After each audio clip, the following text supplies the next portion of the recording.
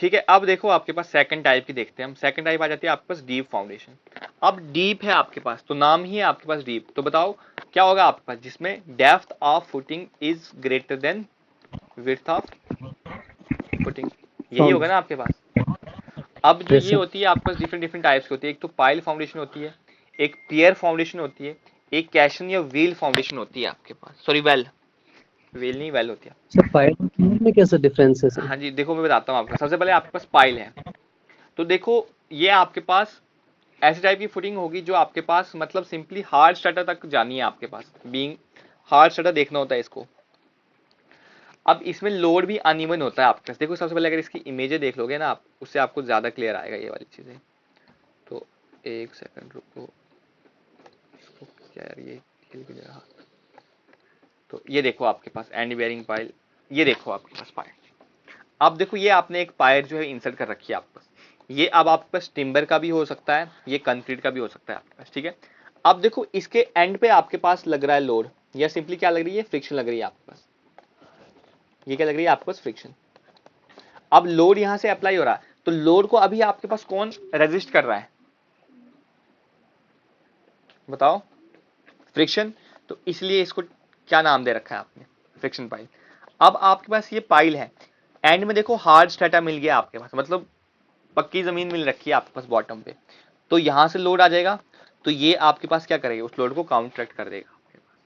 Clear है। अब compaction में क्या होगा, आपने प्रॉपर्ली कंपैक्ट कर रखा है, तो लोड ऐसे आ रहा है, तो ये आपके पास देखो इस तरह से डिस्ट्रीब्यूट करवा दे रहा है आपके पास लोड। दिख गया ये, थोड़ा आइडिया आ गया आपको क्या होगा आपके पास पाइल फाउंडेशन में, बताओ। Yes sir.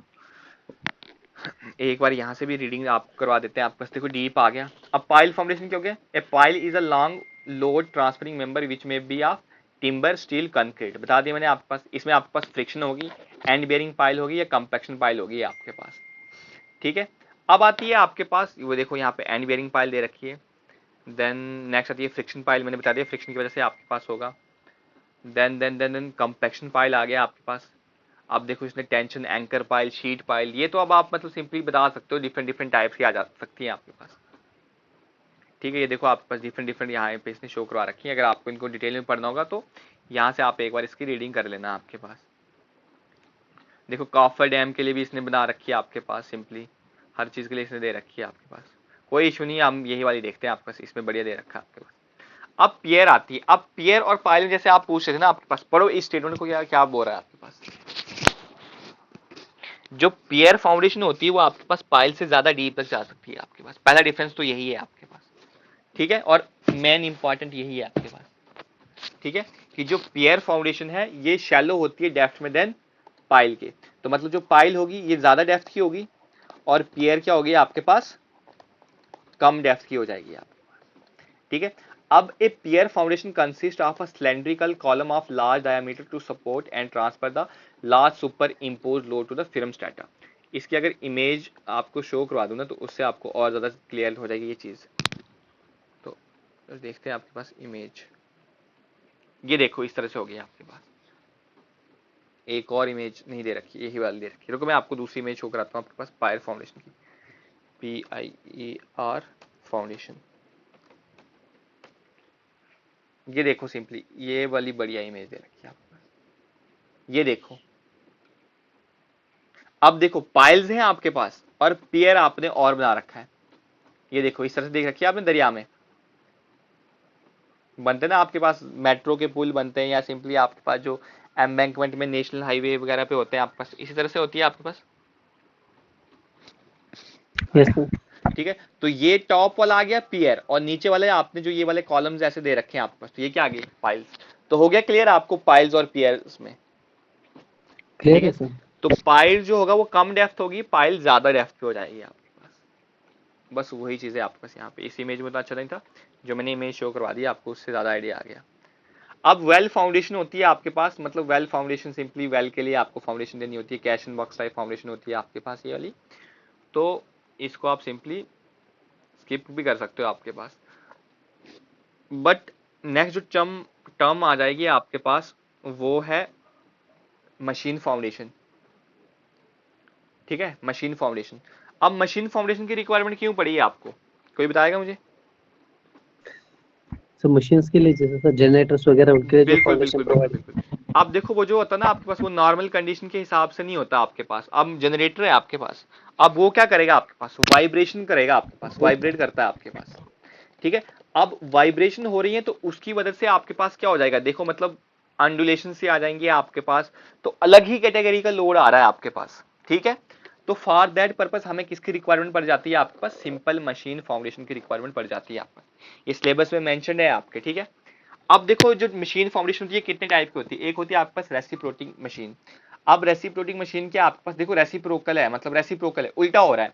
ऐसे आपके पास क्या होता है, जो सिंपली जैसे मैंने आपको रेक्टेंगल फाउंडेशन फुटिंग बताई आपके पास, इसमें क्या हो रहा था, दोनों कॉलम पे लोड क्या आ रहा था, इक्वल आ रहा था। बट इसमें क्या हो रहा है, रेसिप्रोकल मतलब उल्टी चीज हो रही है, तो अनबैलेंस्ड फोर्स आ रही है। सबसे पहले ये याद रखिए आपने, इसकी ऑपरेटिंग फ्रीक्वेंसी कितनी होती है, 600 आरपीएम पर मिनट, मतलब एक मिनट में 600 ग्राउंड लगाएगी आपके पास। आप इसकी एग्जांपल देख सकते हो। और इसमें हम अनबैलेंस फोर्स को साइनोसाइडल ले लेते हैं। साइनोसाइडल क्या होता है आपका, ये देखो इस तरह से साइनोसाइडल में। देन सेकंड आता है आपके पास इम्पैक्ट। तो इम्पैक्ट वाला कैसा लोड प्रोवाइड करेगा, इम्पैक्ट लोड कर देगा। अब इसकी क्या होती है आपके पास, 60 से 150 ब्लोज पर मिनट होते हैं आपके पास, आपकी इसकी एग्जांपल। नेक्स्ट आती है रोटेटिंग मशीन। अब ये करेगी क्या, रोटेट करेगी। अब रोटेट देखो कितनी कर रही है, कितनी ज्यादा इसका आरपीएम है, 3000 से 10,000 आरपीएम है। जनरेटर आ गया, ठीक है, रोटेटरी कंप्रेसर आ गया। तो इनको हमें क्या करना पड़ेगा, प्रॉपर डिजाइनिंग करनी पड़ेगी इनकी। अब डिजाइनिंग तो नहीं है आपके पास सिंपली, मतलब मैंने बता रखी है आपको कौन सी तीन टाइप करते हो। एक ब्लॉक टाइप कर लोगे आप सिंपली, एक बॉक्स या कैशन टाइप कर लोगे, एक वेल या फ्रेम टाइप बना दे। तो ये देखो इमेज है, ब्लॉक टाइप इस तरह से आ गया, बॉक्स और कैशन टाइप इस तरह से आ गया, और वॉल फाउंडेशन आपके पास इस तरह से, ठीक है। ये तीन बनाने हैं आपने, बस ये सबसे पहले ये मशीन का नाम याद रख लो, उसके बाद कौन कौन सी मशीन फाउंडेशन है वो याद रख लो, और इन पे हम कौन से आई एस कोड के हिसाब से डिजाइन करते हैं। तो IS 2974 पार्ट 1 ऑफ 1969 के अकॉर्डिंग हम इसको क्या करते हैं, डिजाइन करते हैं। अब डिजाइन हमें क्या करना है, डायमेंशनली क्राइटेरिया को डिजाइन करना होता है, वाइब्रेशन को और डिस्प्लेसमेंट को, ठीक है। मतलब कैसे उसको डायमेंशनली बनाएंगे, अब कैसी उसकी वाइब्रेशंस आ रही हैं, और क्या उसमें डिस्प्लेसमेंट क्राइटेरिया आ रहा है आपके पास, तो उस चीज के लिए। अब देखो ये आपके पास एक चीज है कि आपका जो फेलियर्स होता है फाउंडेशन का, तो अगर कौन सा फेलियर आ रहा है आपके पास, और उसके हिसाब से हम कैसे उसको करेक्ट कर रहे हैं, मतलब रेमेडीज क्या आ रही हैं आपके पास। सबसे पहले देखो आपके पास एटमॉस्फेरिक कंडीशंस हैं। तो आप मुझे बताओगे एटमॉस्फेरिक कंडीशन में क्या होगा आपके पास। सबसे पहले मान लो आपके पास, आपने फाउंडेशन जो है आपके पास एक स्लोपी लैंड में दे रखी है, इस तरह से है, तो क्या ये स्टेबल होगी आपके पास, खुद सोचो, स्लोपी एरिया में आपके पास। तो आप ट्राई करोगे कि स्लोपी से अवॉइड कर सको आपके पास सिंपली, ठीक है, या प्रॉपरली इसको पूरा इस तरह से कंपैक्ट करके यूज कर लो। अब आता है transpiration of trees and shrub. तो सिंपली आप मुझे बता दो, जहां पे आपके पास क्या होगा सिंपली, कि बिल्डिंग के नियरली ट्रीज तो प्लांट होने नहीं चाहिए, क्यों, आपके पास वो क्या होगी, इसके रूट्स हो जाएंगे आपके पास, तो मतलब मान लो वो ऑर्गेनिक वेस्ट वाला आ जाएगा, ऑर्गेनिक मैटर वाला आ जाएगा, वो डिकम्पोज हो जाएगा, तो उसमें हनी कम स्ट्रक्चर बन गया, हनी कम स्ट्रक्चर बन गया, तो आपका उसमें क्या हो सकते हैं, फेलियर के चांसेस बन सकते हैं। Unequal settlement of the sub soil. अब अनइक्वल सेटलमेंट हो रही है, ठीक है, तो अनइक्वल सेटलमेंट हो रही है आपके पास सब सॉइल की, तो सॉइल को क्या कर दो, रिज स्ट्रेटा बना दो, मतलब हार्ड सरफेस पे लगा लो आपके पास। ये डिजाइन का क्या कर लो, एप्रोप्रिएट सब सॉइल के बेस पे डिजाइन कर लो। अब अनइक्वल सेटलमेंट ऑफ मेसनरी हो रही है, मतलब मेसनरी फेल हो रही है, तो हमें क्या करना पड़ेगा, प्रॉपर मोटार यूज कर लो, मेसनरी वर्क ऐसा कर लो कि आपके पास उसमें जितनी स्ट्रेंथ की रिक्वायरमेंट थी वो आ जाएगी आपके पास। उसके बाद प्रॉपर क्यूरिंग करो, क्यूरिंग से भी आपके पास स्ट्रेंथ आती है ना आपके पास। अब आता है विड्रॉल ऑफ मॉइस्चर फ्रॉम सब सॉइल। अब मतलब सब सॉइल से मॉइस्चर को विड्रॉ करना है, मतलब वरना डैम्पनेस की प्रॉब्लम आ जाएगी। तो आप क्या करोगे, ड्राई पाइल्स कर दो और हार्ड रॉक तक पहुंचा दो फाउंडेशन को। अब लेटरल प्रेशर आ रहा है आपके पास सब स्ट्रक्चर से, तो अगर बहुत ज्यादा प्रेशर आ रहा है आपके पास, तो हम क्या कर देते हैं, रेट्स बना देते हैं। सिंपली देखो, जब भी कभी भी डिजाइन होता है ना, हम स्ट्रेस के लिए, स्ट्रेस के हिसाब से डिजाइन करते हैं। स्ट्रेस क्या होती है आपके पास, फोर्स पर यूनिट एरिया। तो अब आप क्या चाहते हो, हमेशा स्ट्रेस को कम करना चाहते हो, तो स्ट्रेस कम करेंगे तो हमें क्या बढ़ाना पड़ेगा, एरिया। सर तो एरिया कैसे बढ़ाएंगे हम, विड्थ बढ़ा दो उसकी, क्लियर है, वही यस दे सर। रखा है आपके पास। अब हॉरिजेंटल मूवमेंट ऑफ अर्थ, तो हम रिटेनिंग वॉल पर आ देंगे आपके पास सिंपली, ठीक है। ये तो सभी चीजें आ जाती हैं आपके पास। देन देखो आपके पास ये एक फॉर्मूला होता है, अगर डेप्थ निकालनी है शैलो फाउंडेशन की, तो ये रैंकाइन फॉर्मूला आता है। तो ये याद रखने को ट्रिक क्या है ऐसी, ये याद करने की, मतलब जब भी डेप्थ निकालनी होगी, तो जो न्यूमिनेटर है उसमें नेगेटिव आएगा आपके पास, ठीक है। अगर बियरिंग कैपेसिटी निकालनी है आपने, तो बियरिंग कैपेसिटी के केस में क्या आ जाता है आपके पास, प्लस आ जाता है। हाँ, मतलब डेप्थ निकालें तो उस टाइम माइनस आएगा ऊपर, और बियरिंग कैपेसिटी निकालें तो ऊपर प्लस आ जाएगा आपका।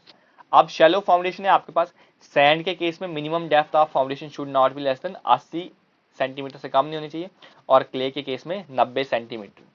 अब उसके बाद देखो ये कुछ एक मैक्सिमम टोटल सेटलमेंट होती है और मैक्सिमम डिफरेंशियल सेटलमेंट। कौन सी टाइप है सॉइल की, सैंड है या क्ले है। अगर आइसोलेटेड फुटिंग है तो सैंड के केस में 40 mm इसका सेटलमेंट पॉसिबल है, क्ले के केस में 65। उसके बाद राफ्ट या मैट है तो 40 से 65 सेटलमेंट अवेलेबल है सैंड के केस में, और क्ले के केस में 65 से 100। आइसोलेटेड के केस में 25 से 25 है डिफरेंशियल सेटलमेंट आपके पास, ठीक है। टोटल नहीं, ये डिफरेंशियल है आपके पास, तो क्ले के 40 आ गई, ये 25 और ये 40। तो ये डायरेक्टली आपको कोई एक वैल्यू जो है वो पूछ सकता है आपको, तो इसको याद कर लेना आपके पास, ठीक है। तो यही है आपके पास फाउंडेशन का आपके पास। तो आई होप आपको मैंने कम से कम एक और में पूरी कंप्लीट फाउंडेशन जो है वो आपको अच्छे से रिवाइज करवा दी। कोई प्रॉब्लम तो नहीं हुई किसी को, अगर कोई है तो पूछ लो।